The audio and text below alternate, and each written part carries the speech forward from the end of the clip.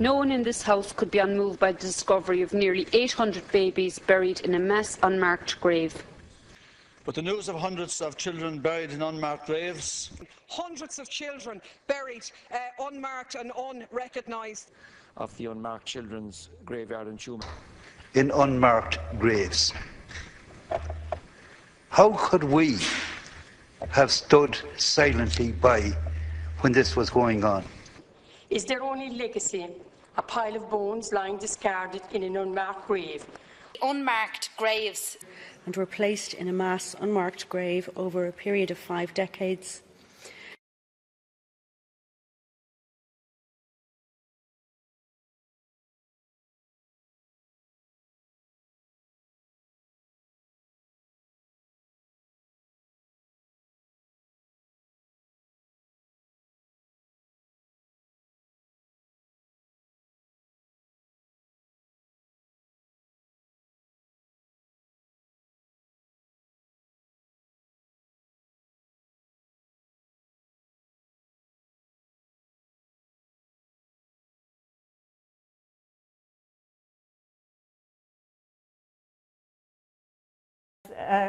When I went over there on that day 2 years ago, I saw a well-kept little area with a little grotto, and just kept nicely with shrubs and flowers and all that, and it was cordoned off with a little wall around it.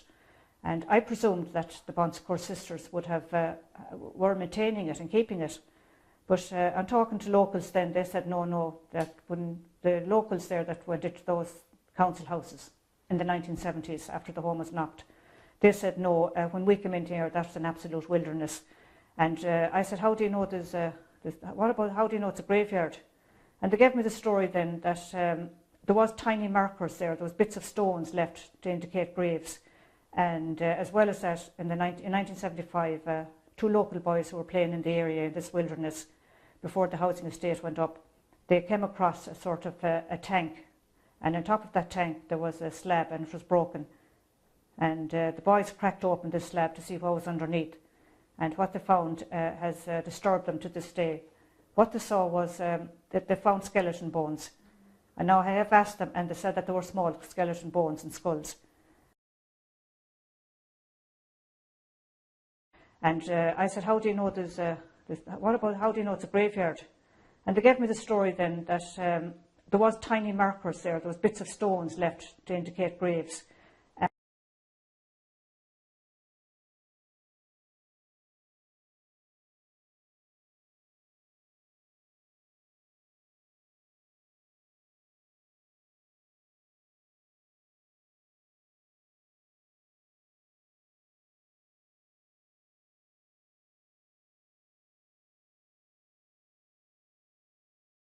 Let me just remind our listeners, Catherine Corless, the historian, is on the line to us. Catherine's investigation, revealed to her that nearly 800 children had died in a home in Tuam run by Bonsecours, owned by the government between 1925 and 1961. And she found out that they were basically dumped in unmarked graves, and she proved this despite the fact that when she was asking questions about these children and where were there was real obfuscation going on from the authorities. They did not want this story to come out, but thanks to her persistence, and it really is fantastic work, the excavation went on.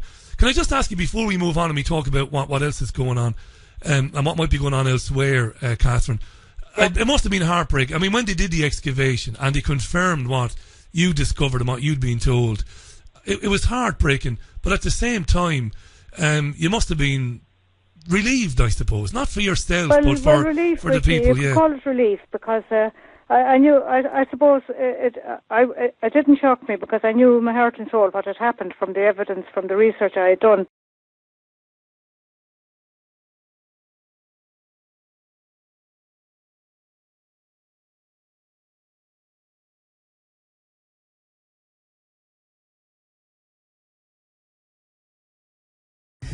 Bodies of babies from a fetal age of 35 weeks to toddlers who were aged up to 3. Bodies left beneath the unmarked ground. What kind of country and society would have allowed for those babies and children to have been put there, leaving behind undoubtedly many broken and bereft mothers?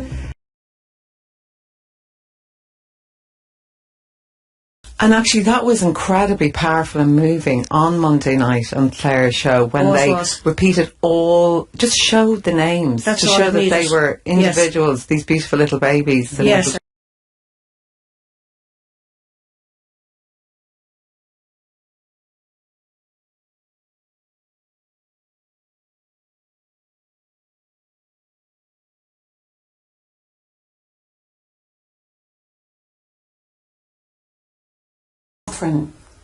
You must feel vindicated, because when this story first emerged, a lot of people thought that's a mad story. It couldn't possibly be true that babies would be thrown into a pit.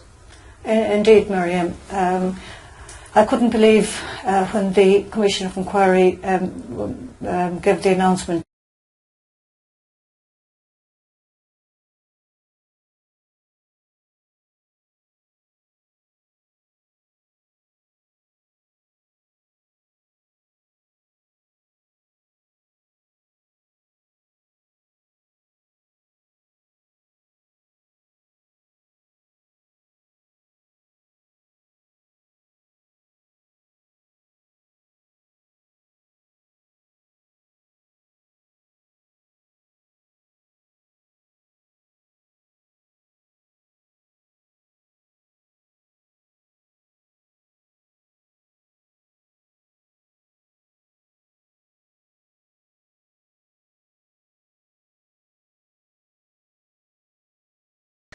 No one in this House could be unmoved by the discovery of nearly 800 babies buried in a mass unmarked grave.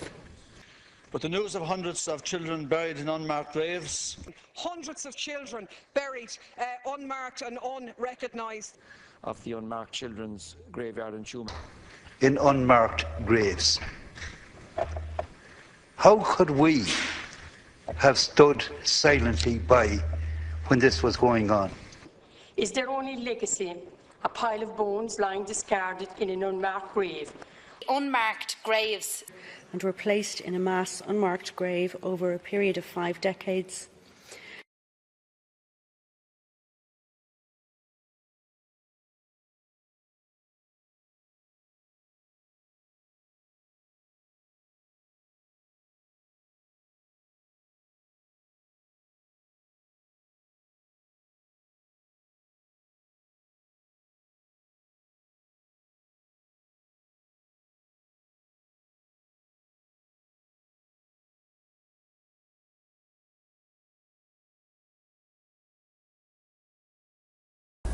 Do they not deserve something better?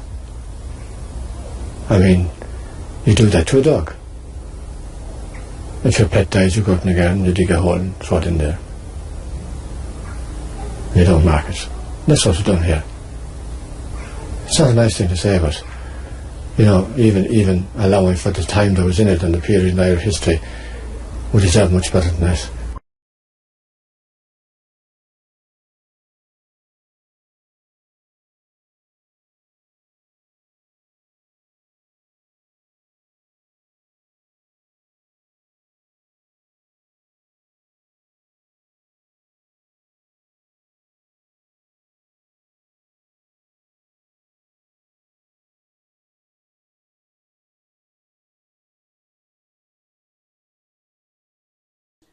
And the town council did that. They cleared the area, they levelled the area, they covered in the tank. And at the time, shortly after it was in, they went building this estate. And as far as we were concerned, they backfilled it and we were told not to come here again.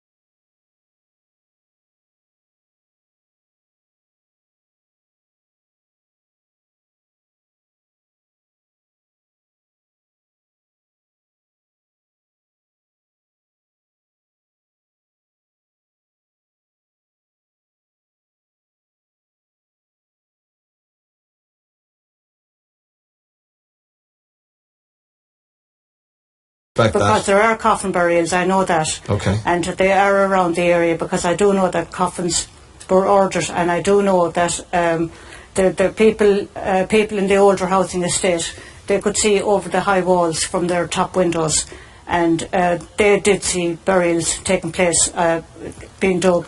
They did see little pits being dug for individual coffins. So we do know there are coffin burials as well in and around that area.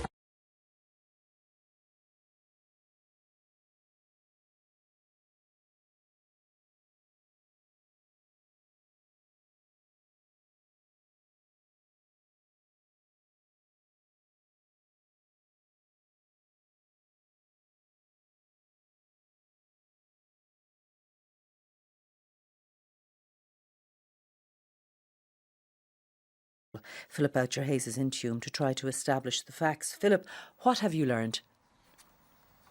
I talked this morning, and this is perhaps typical of what you will hear on the ground here in Tuam, to a man who has a very, very vivid memory of seeing on 2 occasions in the late 1950s, early 1960s, burials at this site that I am standing at in the centre of Tuam right now. They were both very, very late in the day in failing light. He said he saw a small number of nuns and a workman gathered around a figure wrapped in a shroud, and that this was placed into the ground, into what we now know to be a disused septic tank.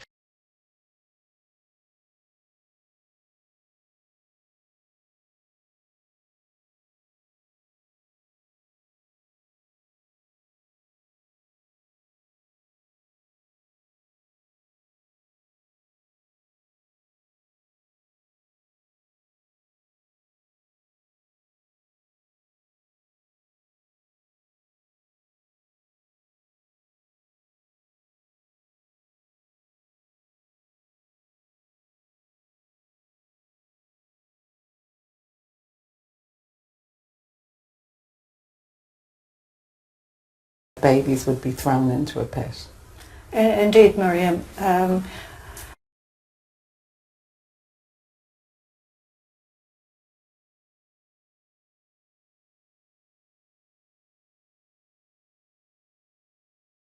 He was there until 1938.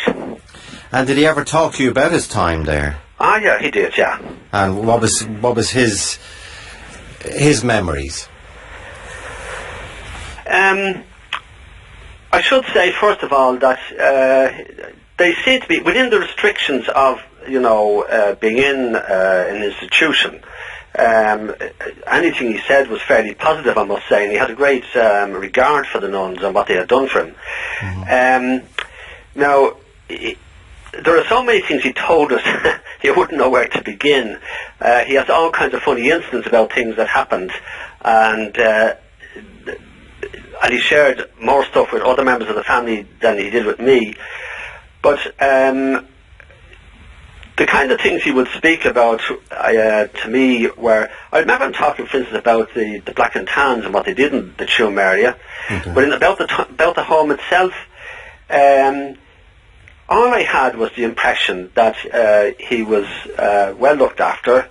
He got on particularly well, clearly with Mother Hortons, who was like a mother to him. I remember I was on annual camp with the Scouts in 1963 somewhere, and I got a letter down to the campsite from my father, and he said to me, he said, Paul, no, I'm only, let's say the letter left a deep memory on me, because he said in it, Mother Hortons had died, and I'm very, very saddened, and I was very upset over her dying, because she was like a mother to me. Now, that's how he experienced her. And I have to say, in fairness, I never heard him ever say any kind of negative thing about her. I remember one time him telling me that he had some night when he had a very bad dream, and it was something like a lion chasing him. And Mother Hortons had obviously heard him being in the dreams coming through disturbed. So she actually, to calm him down, and she brought him and made him sleep on some kind of, if you like, couch or bed in a room near her, where she could be keeping an eye on him more closely. And he said she had that kind of care at times. other stories, for instance, he might tell us things about, well, let's say now, can I say something else, John? It's very important to say this, so that through my father, I met many others of the residents of the home who were there in my father's time, and some of them I still have contact with today. So sometimes when I'm talking about him, and I'm maybe mixing things up with what the others told me, because we had a whole lot of... Okay, but they were generally positive, that's your... Oh, absolutely. Okay. And is that... You remembering your father's upset at the passing of Mother Hortense, is that the reason why when the Tuam mother and baby's home came back into the public domain, what's May 2014, nearly 3 years ago now, you were prompted to write, the recent media hype has had one tragic consequence. Many of the surviving children from the home have been very hurt by the suggestions that the sisters were harsh or uncaring or unloving. Is that what propelled you to say that? Well, I had actually, you see, when the story came out, now my father was dead at that time. Yeah. So I took the trouble. I knew that from everything that I had heard from my father and from the residents in the home had been very positive. They had never spoken other than good about what the nuns had done for them. For instance, they weren't underfed or anything else like that. And apparently there was very little, if any, physical punishment given out to them by the nuns. And even, for instance, just to give an example of the stories that we were told, a report, the children of the home used to go out to the local primary schools. Yeah, we heard where that, yeah. Because of who they were often looked down on and treated sometimes poorly by other people in society. But the nuns of the home would go down sometimes to give out on their behalf, because maybe the teachers in the school had been too harsh with punishment on them. So they used to stand up for the kids in the home and defend them. I remember another incident when apparently, we heard this story. Now, I said whether I heard it from my father or whether I heard it from one of the other residents. But apparently there was some dance competition on one day, and one of the girls in the home actually won, let's say, the gold medal. But whoever was in charge wouldn't give the gold medal because she was from the home. Well, Mother Hortense, I believe, went down and had very firm words and demanded the medal be given to her girl. Of course, yeah. So they did defend and look after the... Now, you see, what happened then, Joe, was knowing all this, I took the trouble of ringing some of these residents who are still alive today, just to see how they were reacting to this news. And you've no idea the hurt they suffered. And this news was the news that the angle of the news about the Tuam mother and baby home in the last 3 years has been this burial ground at the back. Yeah. Well, I'll come back to that just a quick moment, just to explain why I wrote that bit, was just to make clear, having spoken to these elderly ladies, and as they are now, how upset, because for them, as one of them said to me, Paul, it's a dose of lies.